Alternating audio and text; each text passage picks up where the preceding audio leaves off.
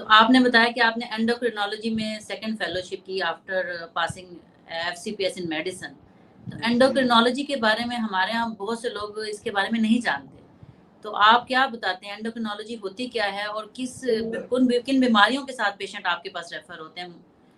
बिल्कुल डॉक्टर ज़ैनब, ये एंडोक्राइन एक बड़ा बहुत वास्ट सब्जेक्ट है। जो जो इनके साथ अटैच नहीं हुए वो तो कहते हैं कि मेडिसिन का एक चैप्टर है, लेकिन जब हम 2-3 ईयर से इसके साथ अटैच हैं, और ये बहुत इंटरेस्टिंग फील्ड है। और एंडोक्राइन का कंसेप्ट ऐसे है कि जो हमारे मेडिसिन के लोग जस्ट इसको शुगर से कोरिलेट करते हैं कि ये शुगर स्पेशलिस्ट है तो वो एंडोक्राइन का लोग। लेकिन जितना स्कोप इसका रिप्रोडक्टिव पॉइंट ऑफ व्यू से, जैसे गायनी के साथ हमारा कोरिलेशन है रिप्रोडक्टिव हेल्थ के ऊपर, जो आज हमने इसके ऊपर डिटेल बात भी करनी है। और इसके साथ साथ ये जो हमारे बॉडी के जितने हार्मोन हैं, जी, वो हमारी समझें बच्चा पैदा होता है और पैदा होने से लेके उसकी जो एडोलेसेंट प्यूबर्टी की स्टेजेस हैं और उसके बाद एडल्ट लाइफ में आता है, उस दौरान जितनी भी बॉडी के अंदर चेंजेस आती हैं वो सारी इन हार्मोनल के थ्रू ही आती हैं। वो जी, उन हार्मोन्स की बेसिक फिजियोलॉजी और उसके अंदर की डिस्टर्बेंस को समझना, और अगर हम उसको टाइमली पिक कर पाएँ तो हम बहुत सी ऐसी काबिल इलाज मर्ज़ों से बच सकते हैं। तो इसलिए इसमें मेरा इंटरेस्ट पैदा हुआ और अल्हम्दुलिल्लाह हमने इसमें अपना 3 ईयर का पूरा वर्क भी किया। तो इसमें मैं गाइड करना चाहूँगा कि जो एंडोक्राइन के लोग किन-किन मरीज़ों को डील कर रहे होते हैं मोस्ट ऑफ द टाइम। जी, तो डायबिटीज़ जी, तो जी, एक बहुत सब जानते हैं, शुगर तो एक लबलबे के हार्मोन की कमी की वजह से हो रही होती है, वो सारे लोग ऑलमोस्ट जान रहे होते हैं। तो मोस्ट ऑफ द टाइम जो अदर सिचुएशनल कह दें कि कौन-कौन सी मर्ज़ें हैं जिनको हम मोस्ट ऑफ द टाइम कोप कर रहे होते हैं।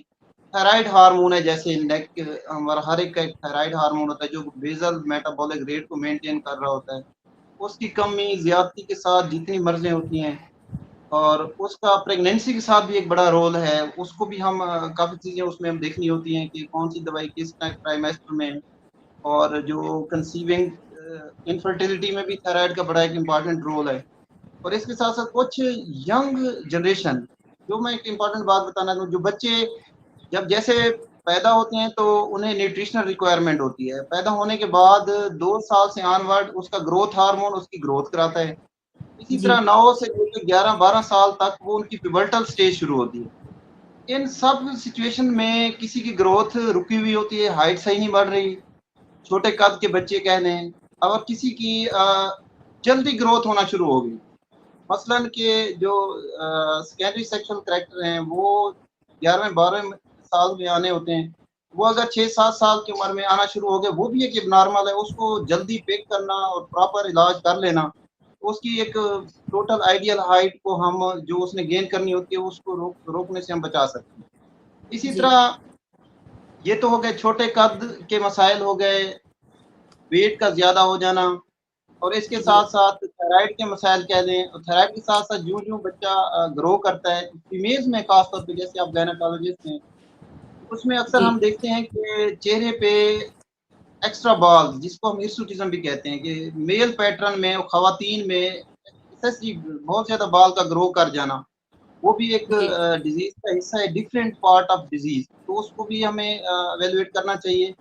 और एग्रेसिवली वेट का बढ़ना छोटे बच्चों में, और उसके साथ-साथ कुछ कह लें कि जिनको तारीख के लिहाज से भी चीज़ें होती हैं, माहवारी एक रूटीन जो इनिशियल प्यूबर्टल साइन है फीमेल्स में, अगर वो डिले होती है या होती है तो वो प्रॉपर तरीके से नहीं आ रही होती, तो उसकी भी मुख्तलिफ बीमारियों का स्पेक्ट्रम है, उसको हम असेस कर सकते हैं। और सबसे इम्पोर्टेंट जो इसके बाद का है, जो कि जिसके ऊपर आपकी माशाल्लाह की बड़ी महारत है, इनफर्टिलिटी को हम अक्सर आपका देख रहे होते हैं। काफ़ी सारी सक्सेस स्टोरीज़ भी जी, हमने सुनी हैं, देखी हैं माशाल्लाह, कि ऐसे कपल जो औलाद के लिए तरस रहे होते हैं, अगर उनका प्रॉपर हार्मोनल वर्कअप हो जाए और उसकी वजह पता चल जाए कि किस लेवल पे मसला है, उसको हम जी, कैटेगोरिकली डिटेक्ट कर लें, वो हार्मोन से रेलेवेंट है तो हार्मोन पॉइंट ऑफ व्यू से मेडिकेशन के साथ करेक्ट कर लें। अगर उसका कोई आगे सर्जिकल पॉइंट ऑफ व्यू से हो सकता है, उससे करेक्ट कर लें, या फिर जो एक प्रोसीजरल असिस्टेड टेक्निक्स हैं, उसके ज़रिए हम उनकी हेल्प आउट कर सकते हैं। तो इस तरह के पेशेंट छोटी कद कह लें, थायराइड के मसाइल कह लें और माहवारी के मसाइल कह लें, एक्स्ट्रा चेहरे के ऊपर बाल का आना या ग्रोथ पूरी तरह ना होना, जो सेकेंडरी जी, सेक्सुअल कैरेक्टर मर्द में, औरतों में सही तरह डेवलप नहीं होते, उनकी बीमारियों के लिहाज से कह लें, और कुछ में हार्मोन की कमी की वजह से कह लें कि कुछ अलामात आ रही होती हैं, मसलन कार्टिसोल लेवल्स अगर कम हो जाते हैं, बीपी बार-बार लो हो रहा होता है, उन्हें उल्टियाँ, वोमिशन हो रहे होते हैं, वो कुछ हद तक वो ऐसे पेशेंट कह लें। और कुछ लोग जो हकीम की मेडिसिन लेके जिनका वज़न बहुत ज़्यादा बढ़ चुके होते हैं, जैसे कुशिंग सिंड्रोम के पेशेंट आ रहे होते हैं, जी, चेहरे पे बिल्कुल। थोथा आई होती है, रेडनेस आई हुई होती है, और ऑलमोस्ट वो एलर्जी की दवाइयाँ खा के या साँस के लिए कोई टीके लगवा के अक्सर चल फिर रहे होते हैं, और उनका उठना-बैठना भी कुछ हद तक डिस्टर्ब हो रहा होता है।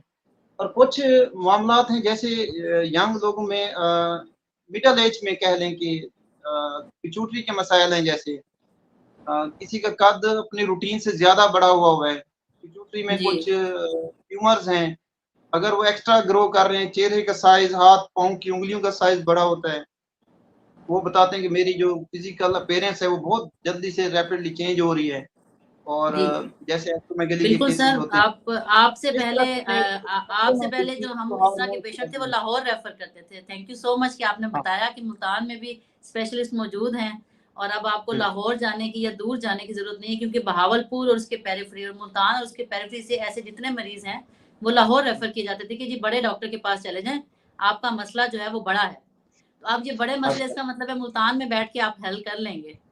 क्योंकि ये हाँ, वाक़ई इस बिल्कुल तरह के ऐसे पेशेंट जो हैं, हमारा वो ढूँढ रहे होते हैं कि आप रेलेवेंट डॉक्टर कहाँ पे है।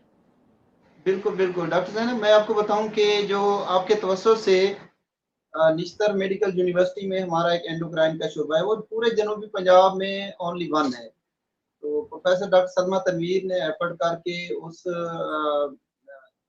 एंडोक्राइन के शोबे को एस्टेब्लिश किया, और अब तक अल्हम्दुलिल्लाह हमारे 7 एंडोक्राइन के ट्रेनी 5 ट्रेन आउट होके एग्ज़िट हो चुके हैं, और माशाल्लाह, 3 अभी ट्रेनिंग फ़ेज़ में हैं। तो हमारी गुड, कोशिश है कि बहावलपुर जो हमारा एक कायद-ए-आज़म मेडिकल कॉलेज, एक हमारा मदर कह लें कि इंस्टीट्यूट। इंस्टीट्यूट है, वहाँ पे डीजी खान में भी हम एंडोक्राइन के शोबे को एस्टेब्लिश करें, और जो इस तरह के मसाइल के लोग जो लाहौर कह लें, इस्लामाबाद या पेशावर और कराची, इन एरियाज़ में एंडोक्राइन के काफ़ी सारे लोग मौजूद हैं। जी, वहाँ बिल्कुल, जाते हैं ताकि हम उनको यहीं पे ये सारी फैसिलिटीज़ प्रोवाइड कर सकें। सही।